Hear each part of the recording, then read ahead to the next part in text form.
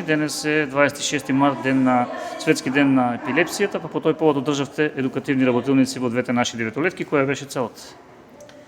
Повод светскиот ден на епилепсијата, 26 март, одржавме едукативни работилници во двете основни училишта во Делчево, училиштето Ванчо Прки и училиштето Климент Охридски. При тоа им укажавме на младите, им покажавме што е епилепсија, на кој начин треба да реагираат, на кој начин може да укажат прва помош, што треба да прават и што не треба да прават во овој случај. Како беше интересот од учениците? Значи, во двете основни училишта интересот од учениците е надзадоволителен.